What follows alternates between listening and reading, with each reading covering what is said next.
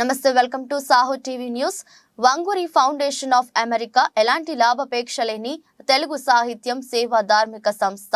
సృజనాత్మక రచనలు, సంగీతం, ప్రదర్శన కళలను ప్రోత్సహించడానికి టెక్సాస్ లో ప్రారంభించారు.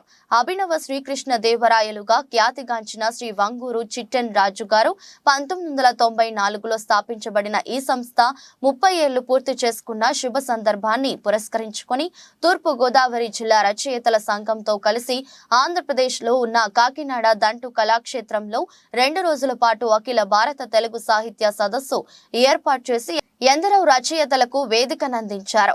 భారత పూర్వ ఉపరాష్ట్రపతి గౌరవనీయ శ్రీ ఎం వెంకయ్య నాయుడు ప్రారంభోత్సవం చేసిన సాహితీ సదస్సులో పద్మభూషణ్ డాక్టర్ యార్లగడ్డ లక్ష్మీ ప్రసాద్ తదితరులు హాజరయ్యారు. ఔత్సాహిక రచయితలను ప్రోత్సహిస్తూనే గ్రంథ ముద్రణ చేపట్టిన ఇంతవరకు శతాధిక రచనలను ముద్రించి పాఠశాలకు అందిస్తూనే ఉన్నారు. అఖిల భారత తెలుగు సాహితీ సదస్సు మార్చి 9, 10 తేదీలలో కాకినాడ దంటు కళాక్షేత్రంలో చాలా వైభవంగా నిర్వహించారు. ప్రముఖ సినీ గీత రచయిత శ్రీ వడ్డేపల్లి కృష్ణ గారి పత్ర సమర్పణ. నన్ను తెలుగు పాట ప్రసంగకర్తగా ఆహ్వానించి గౌరవిస్తున్న జాతీయ తెలుగు సాహిత్య సదస్సుకు నమస్సుమా. పుట్టినట్టి ఊరు మీద పుట్టెడు ప్రేమలు పొంగగా చిట్టెన్ రాజు వల్ల నేడు గట్టి ప్రయత్నమ్ముతోడ చూడ చూడ కాకినాడ సుందరమగు సాహిత్యపు జిలుగు వెలుగు తెలుగు మేడ ఆయను కథ ఆయనేడు. అందుకే జిజ్ఞాస కలిగి స్నేహంతో వచ్చినాడ తెలుగు పాట తెచ్చినాడ. తెలుగు పాట ప్రభావం అంటే పుట్టుపూర్వతరం. తెలుగు పాట ప్రభావం మన తెలుగు సంస్కృతి వెలుగుబాట తెలుగు పాట. తెలుగు పాట ప్రభావం గురించిన ఈ ప్రసంగ విషయంలో ముందుగా అసలు పుట్టు పూర్వోత్తరాల గురించి, దాని లక్షణం గురించి ప్రస్తావించడం అత్యవసరం. తెలుగు లిఖిత సాహిత్యంలో వచనం కంటే ముందు పద్యమే ప్రభవించినట్లుగా తెలుగు వాన్మయంలో పద్యం కంటే ముందు పాటనే పుట్టిందని చెప్పవచ్చు. అనాదిగా పుట్టిన ప్రతి శిశువు కేర్మని ఏడ్చిన, ఆవులు అంబా అంబాయన్న, మేకలు మే మే అన్న, కోయిలలు శ్రావ్యంగా కూ కూ అని కూసిన, చివరకు కాకులు కావు కావుమని అరచిన ఒక లయలోనే ఆ ధ్వనులన్నీ వినబడతాయి. లయ అనేది పాట ప్రథమ లక్షణం. ఆ లయతో వర్ధిల్లేది తాళం. త్రిశ్ర, చతురస్ర, ఖండ, మిశ్రాది సప్త తాళాలలో పాటలు శృతి చేసుకొని స్వరబద్ధంగా రాగాలై రంజింపజేస్తాయి. పామరులు సైతం ఏమాత్రం తాళం లయ జ్ఞానము లేకపోయినా చేత్తో తడుతూ పలు పాటల్ని పారవశ్యంతో ఆస్వాదించడం నిత్య జీవితంలో జరుగుతుంటాయి. పాటలన్నీ గురులగువుల మాత్రా గణనాలతో కూడిన గేయాలుగా పరిగణింపబడతాయి. గానయోగ్యమైన గేయాలే పాటలుగా ప్రసిద్ధిగాంచాయి. శుద్ధ వచనాలు కంఠస్థం కాలేవు కాబట్టి గుర్తుండడం కష్టం. సామవేదాదులన్నీ గానయోగ్యమైనందునే ఒక గతిలో పలుకబడుతూ కంఠస్థమై వినికిడి ద్వారానే నేటికి నిలిచిపోయాయి. అందుకే అవి శృతులుగా పేర్కొనబడ్డాయి. పల్లవి చరణాలు కలిగి ఉన్న పాటలు గేయాలు అయితే, పల్లవి లేకుండా సుదీర్ఘంగా సాగేవి కథాగేయాలు అనబడతాయి. ఉదాహరణకు గురజాడ, దేవులపల్లి, బసవరాజు, బాపిరాజు, శ్రీశ్రీ, దాశరథి, సినారే గారు రచించినవి గేయాలకు ఉదాహరణలైతే, విశ్వనాథవారి కిన్నర సాని పాటలు మొదలగునవి కథాగేయాలుగా నిలుస్తాయి. అసలు గేయాలకైనా, లలిత గీతాలకైనా, వెండి తెరకెక్కిన సినీ గీతాలకైనా మూల కందాలుగా అనాదిగా వ్యాప్తి చెందిన మన జానపద గేయాలే.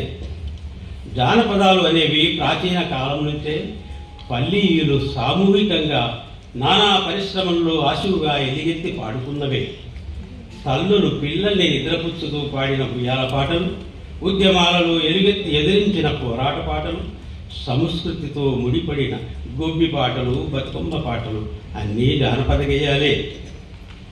తొలినాళ్లలో తల్లులు పిల్లల్ని బుద్ధగిస్తూ తినిపిస్తూ పాడిన చందమామ రావే జాబిల్లి రావే కొండెక్కి రావే గోగు పూలు తేవే బండెక్కి రావే బంతిపూలు తేవే అనే గేయాలు జోకొడుతూ నిద్రపుచ్చుతూ కూనిరాగం తీసిన జోవచ్యుతానంద జోజో ముకుంద లాలి పరమానంద రామగోవింద అనే గేయాలు నేటికి జానపద గేయాలుగా నిలిచిపోయాయి.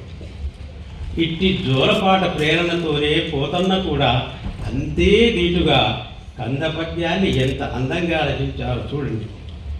జోజో కమలదలేక్షణ జోజో మృగరాజ మధ్య జోజో కృష్ణ జోజో పల్లవ కరపద జోజో పూర్ణెందు వదన జోజో ఎలుచును అంటూ కందపద్యంలో కూడా అంత అందంగా ఈ జోలపాటను ఇమిడ్చిన ఖ్యాతి మన పోతన్నకే దక్కుతుంది. అలాగే బాలలు ఆనందంగా ఆటల్లో ఆడుకునే గుడుగుడు గుంచం గుండె రాగం పాముల పట్నం పగడా రాగం చెమ్మ చెక్క చేరడేసి బుక్క అట్లు పోయంగా ఆరగించంగా ముత్యాల చెమ్మ చెక్క ముక్కులేయంగా రత్నాల చెమ్మ చెక్క రంగులేయంగా వాన వాన వల్లప్ప చేతులు చాపు చెల్లప్ప బావా బావా పన్నీరు బావను పట్టుకు తన్నీరు మొదలగునవన్నీ జానపద గేయాలుగా జనవ్యాప్తిలో నిలిచిపోయాయి. ఆ తర్వాత రేడియో పాటలు. రేడియోలో లలిత సంగీతం ద్వారా ప్రసారమైన పాటలు లలిత గీతాలుగా పేర్కొనబడ్డాయి. 16/6/1938లో మద్రాసులో ప్రారంభమైన రేడియో స్టేషన్ ద్వారా మొదట్లో ఆచంట జానకీరాము రూపొందించిన అనార్కలి సంగీత రూపకం ప్రసారమైంది. అందులో దేవులపల్లి కృష్ణశాస్త్రి అనార్కలి పరంగా రచించిన రారమ్మ రారమ్మ మందారమా రక్త కరవీరమా మాలతి మల్లిక మాధవి కన్యక శేఫాలిక అనే గీతం తొలిసారిగా ప్రసారమైంది. శేఫాలిక అంటే చాలామందికి ఏమిటా అన్నది సందేహం కలుగుతుంది. శేఫాలిక అంటే పారిజాతం. మన దేశానికి స్వాతంత్రం సిద్ధించాక మద్రాసు కేంద్రంలో బాలాంతరపు రజనీకాంతరావును, విజయవాడ కేంద్రంలో బాలమురళీకృష్ణను, హైదరాబాదులో పాలగు విశ్వనాథమును లలిత సంగీత ప్రయోక్తలుగా నియమించడం జరిగింది. అంటే ప్రత్యేక లలిత సంగీతం అప్పటి నుంచి 1954 నుంచి ప్రారంభమైంది. అంతకుముందు గీతావళి, సుగం సంగీతం పేరుతోనే ప్రసారమయ్యేవి. ఆ తర్వాత తెలుగులో లలిత సంగీతంగా, కన్నడంలో భావగీతే, తమిళంలో మెల్లిషై అంటే మృదువైన సంగీతం అని అర్థం, మలయాళంలో లలిత గీత గానంగల్గా అనేక కార్యక్రమాలతో స్థిరపడి ప్రాచుర్యాన్ని గడిచింది. ఇంతవరకు ఎవరూ సాధించని తెలుగు లలిత గీతాలు అనే అంశంపై నేను పరిశోధన జరిపి 1910లో గురజాడ రచించిన దేశభక్తి గీయాన్ని అవతరణ గీతంగా, దేవులపల్లి 1920లో రచించిన ప్రకృతి గీతమైన ఆకులో ఆకునై పువ్వులో పువ్వునై కొమ్మలో కొమ్మనై నునులేత రెమ్మనై ఈ ఎడవి దాగిపోనా ఎట్లయిన ఇచటనే ఆగిపోనా అనే గీతాన్ని అచ్చమైన తొలి లలిత గీతంగా నిరూపించడం జరిగింది.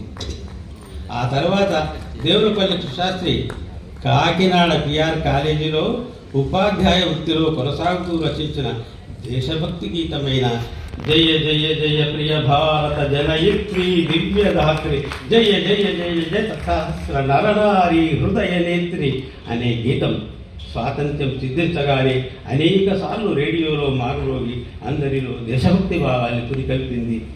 ఆయన ఇక్కడ 1932లో పనిచేస్తూ ఆ పాఠశాలలో, ఆ కళాశాలలో విద్యార్థులందరి చేత ప్రార్థనా గీతంగా కూడా పాడించారు ఈ పాట. అలాగే జానపద ధోరణిలో బసవరాజు అప్పారావు రచించిన గుత్తొంకాయ కూరోయి బాబా కోరివండి నోనోయి బాబా అనే గీతం గ్రామ్ఫోన్ రికార్డు ద్వారా అందరికీ చేరువైంది. అలాగే దాశరథి రచించిన తలనిండ పూదండ దాల్చిన రాణి మొలక నవ్వులతోడ మురిపించబోకే అనే లలిత గీతం, అడివి బాపిరాజు రచించిన పాడకే నారాణి పాడకే పాట పాట మాధుర్యాన ప్రాణాలు మరిగేరు అనే గీతం ఘట్టసాల గాత్రంలో, ఇంద్రగంటి హనుమత్ శాస్త్రి రచించిన సృష్టిలో తీయనిది స్నేహమేనోయి వ్యష్టి జీవము చేదు పానీయమోయి అనే గీతం బాలసరస్వతీదేవి స్వరంలో గ్రామ్ఫోన్ ద్వారా అత్యంత ప్రాచుర్యం గాంచాయి. ఆ తర్వాత నారాయణ రెడ్డి గారు రచించిన రామప్ప సంగీత శ్రవ్య రూపకం జాతీయ రూపకంగా ఎన్నికై అన్ని రేడియో స్టేషన్ల ద్వారా 1959లో ప్రసారమై అందరినీ ఆకర్షించింది. రాల లోపల పువ్వులు పూచిన రామ మందిర లీల ఆ రామ సుందర హేళ అనేది అందరి ప్రసిద్ధ గీతం. అలాగే బోయి భీమన్న రచించిన మారాలి మారాలి మనిషి మారాలి మనిషి మనిషికి మధ్య మందరాలు తిరగాలి అనే లలిత గీతం ఈ మాస పాటగా శ్రోతలందరినూ అలరించింది.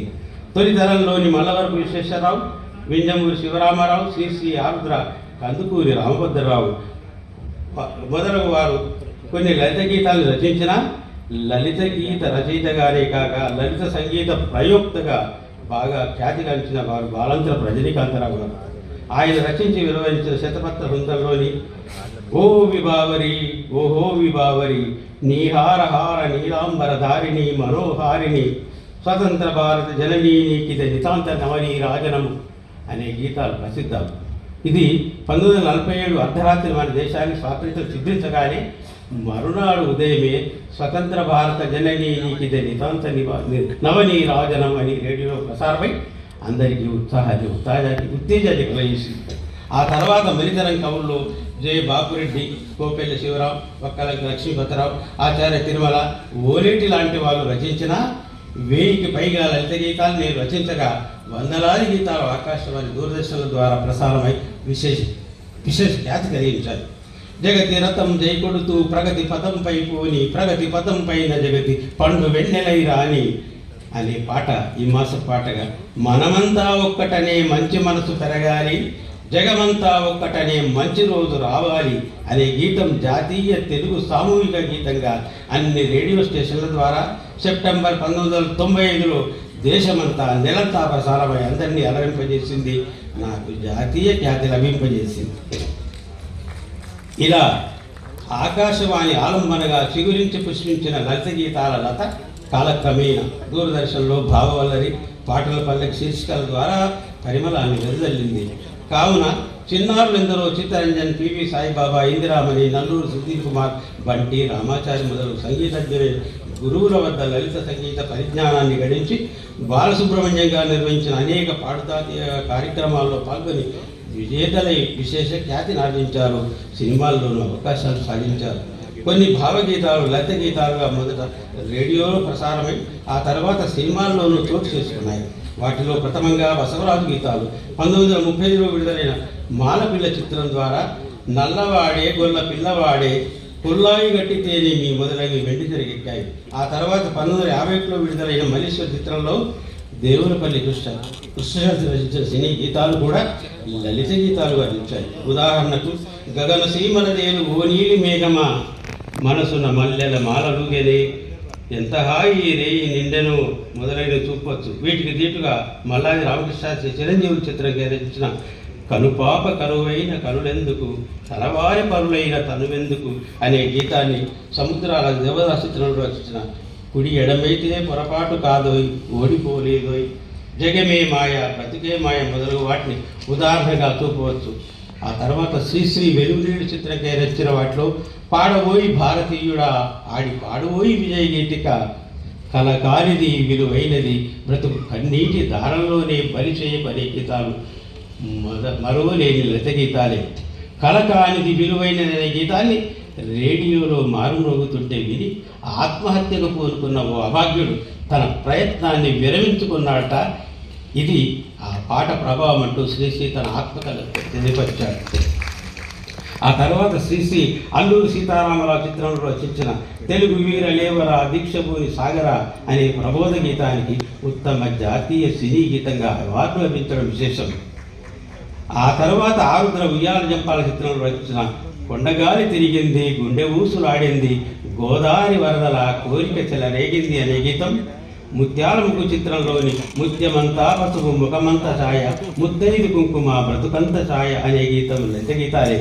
వేదంలా గోదావరి ప్రవహిస్తుందే తల్లి వెన్నెలవని కృష్ణవేణి విహరిస్తుందే చెల్లి అన్నది లలిత గీతమే. మనసు కవి ఆత్రేయ రచించిన వాటిలో కారులో షికారుకెళ్లే పాలబుగ్గల పసిడి చాన అనే తోడుకొండ చిత్రం గీతం, ముద్దబంతి పువ్వులు మూగకళ్ళ ఊసులు అని మూగ మనసులు గీతాలు, మనసు గతి ఎంతే మనిషి గతి ఎంతే అని ప్రేమనగర్ చిత్రం గీతం మొదలగు గీతాలు కూడా లలిత గీతాలు లాంటివి. మహాకవి దాశరథి రచించిన వాటిలో నా కంటి పాపలో నిలిచిపోరా నీ వెంట నౌకాల గెలవనీరా ఏ దివిలో విరిసిన పారిజాతము, ఏ కవిలో విరిసిన ప్రేమ గీతము అనే కన్యవయసు గీత కూడా. ఆచార్య సినారే రచించిన వాటిలో మబ్బులో ఏముంది, నా మనసులో ఏముంది, ఈ నల్లని రాళ్ళలో ఏ కన్నులు దాగెనో, పగలే వెన్నెల, జగమే ఊయల మొదలగునవన్నీ ముందు రేడియో గీతాలుగా లలిత గీతం ద్వారా ప్రసారమై ఆ తర్వాత వెండి తెరకెక్కి మన గుండె తెరకెక్కినవే. దేవులపల్లి కృష్ణశాస్త్రి రచించిన వాటిలో ఆకులో ఆకురై, పువ్వులో పువ్వులై, జయ జయ జయ ప్రియ భారత జనయిత్రి, ముందు తెలిసే నా ప్రభు ఈ మందిరమట నుంచేనా, పదములే చాలును రామ మొదలగునవి ముందు రేడియోలో ప్రసారమై ఆ తర్వాత సినీ గీతాలైనవి. అలాగా వాటి ప్రభావం చూపడానికి ఇవి ఎత్తి చూపడం జరిగింది. 1916లో రాయపురం సుబ్బారావు రచించిన ఏ దేశమేగినా, ఎందుకు ఆలిడినా, ఏ పీఠమెక్కినా, ఎవరేమనినా అనే గీతాన్ని 1940 నాటి కాలచిత్రంలో, ఆ తర్వాత 1987 నాటి అమెరికా అబ్బాయి చిత్రంలో కూడా వాడుకోవడం జరిగింది. ప్రపంచవ్యాప్తంగా ఎక్కడ తెలుగు మహాసభలు జరిగినా ఇప్పటికీ ఈ గీతంలోని పొగడరా నీ తల్లి భూమి భారతిని, నిలుపరా నీ జాతి నిండు గౌరవం స్మరిస్తూ స్వరమెత్తడం చూస్తూనే ఉన్నాము. ఈ పాట ప్రభావం ఎంతటిదో గమనిస్తూనే ఉన్నాము. ఆంధ్రప్రదేశ్ అవతరణకై జరిగిన ఉద్యమాల సందర్భంగా ఆ రోజుల్లో ప్రతి సభలో ప్రారంభ గీతంగా వేములపల్లి శ్రీకృష్ణ రచించిన చెయ్యెత్తి జైకొట్టు తెలుగోడ, గతమెంత ఘనవీర్తి గలవోడా అనే గీతం మారుమోగేది. కావున 1952 నాటి పల్లెటూరు చిత్రంలో వెండితెరకెక్కింది. ఆ తర్వాత శంకరంపాడి సుందరాచార్య రచించిన ఇప్పటికీ మనం పాడుకుంటున్నాం మా తెలుగు తల్లికి మల్లెపూదండ అనే గీతం మొదట్లో పరాశక్తి చిత్రంలో, ఆ తర్వాత రాష్ట్ర గీతంగా ఖ్యాతిగాంచాక 1980 దశకంలో బుల్లెట్, తెలుగు వైభవ్ చిత్రాల్లో చోటుగార్చింది. 1980లో శంకరాభరణ చిత్రాన్ని వేటూరుగా రచించిన శంకరా నాద శరీర పరా అనే గీతాన్ని పామరులు కూడా పాడుకుంటూ చిత్ర విజయానికి తోడ్పడ్డారు. తమ పిల్లల్ని సంగీత పాఠశాలలోనూ చేర్పించడం నేను కల్లారగాంచాను.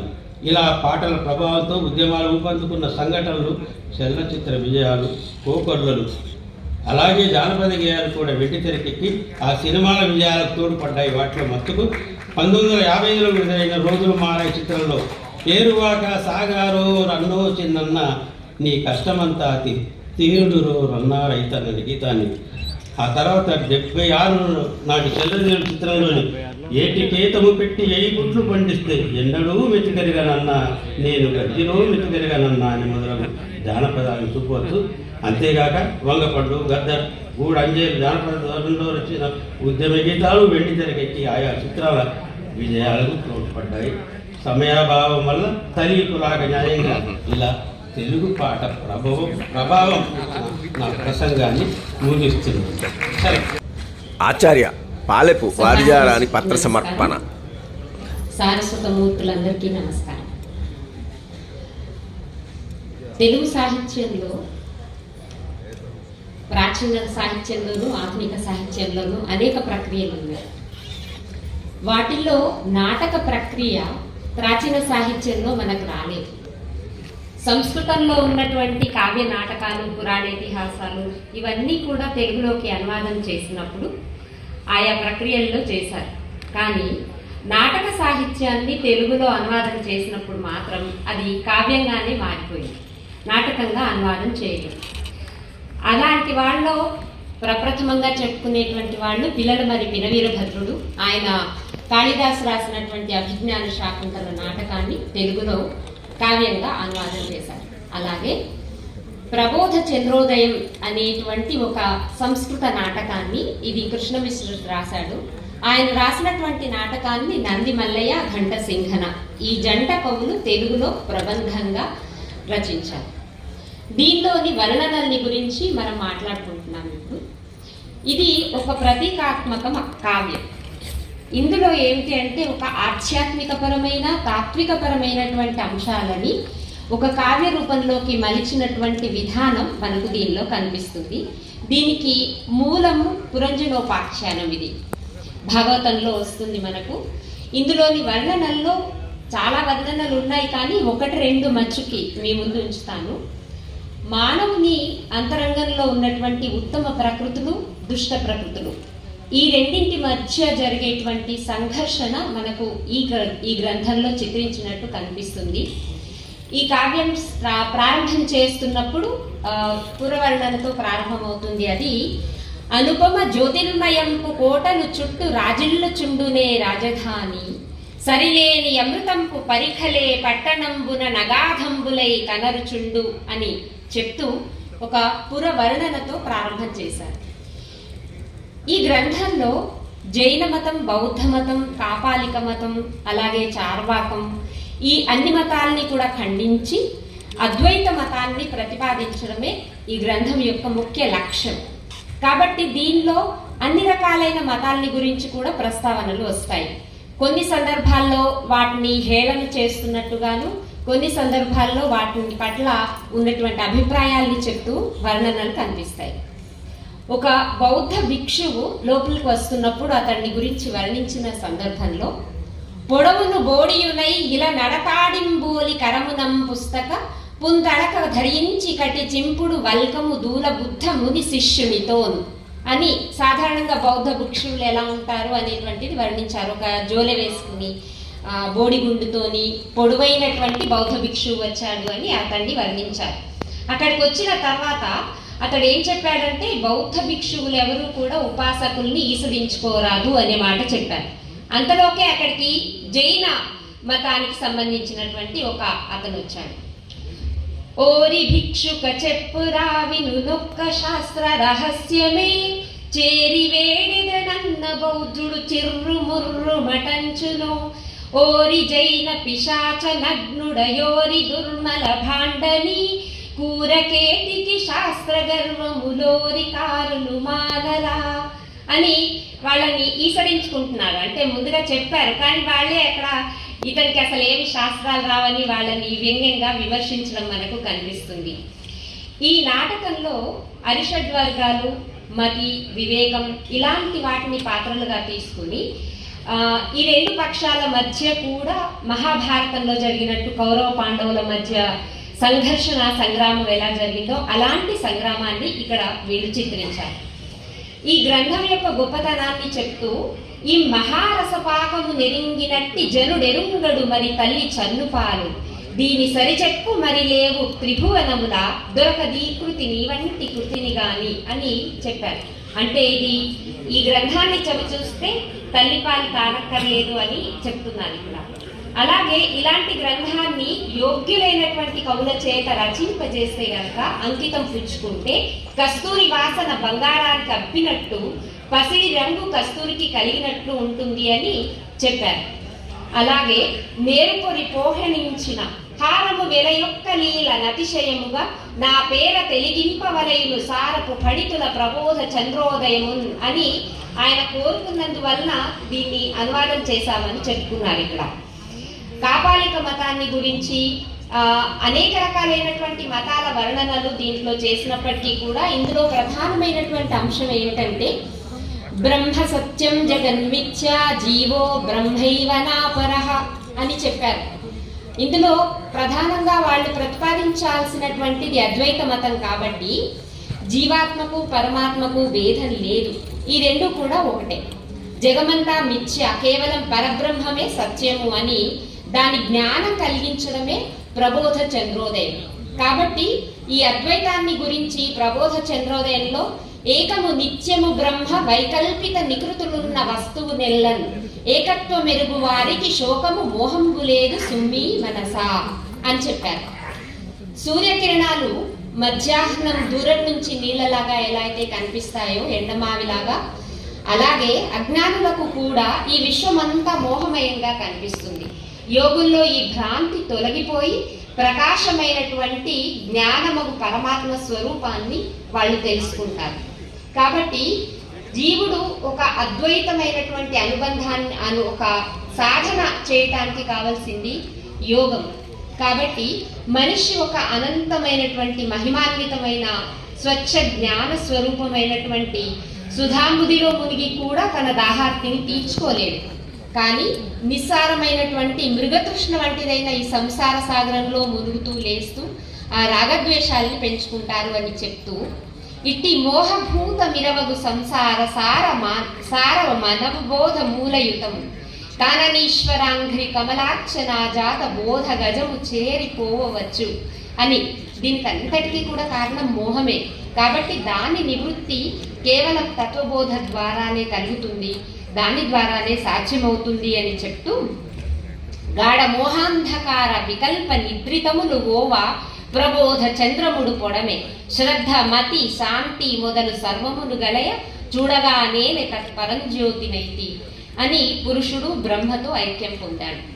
ఇది ప్రబోధ చంద్రోదయ నాటకంలో ఒక తాత్వికపరమైనటువంటి అంశాలని ఆసక్తికరంగా మలచడానికి వాటికి ఒక పాత్రల స్వరూపాన్ని ఇచ్చి మానవ స్వభావాలన్నింటినీ కూడా పాత్రలుగా మలిచి తీర్చిదిద్దినటువంటి ఈ నాటకం, దానిలోని వర్ణనలు. నేను కొంచెం ముందుగానే నేను ముగించాను కాబట్టి 1-2 నిమిషాలు నాకు చాలా ఇష్టమైనటువంటిది. మనం ఇక్కడ తెలుగు వాళ్ళం చాలామంది ఉన్నాం కాబట్టి తెలుగు భాషని గురించి బాగా నాకు నచ్చినటువంటి ఒక చిన్న పాట మీ ముందు ఉంచుతాను.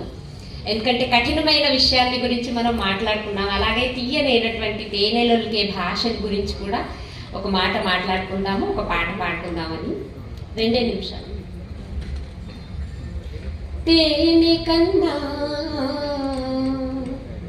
తీయనిది తెలుగు భాష, తేనె కన్నా తీయనిది తెలుగు భాష,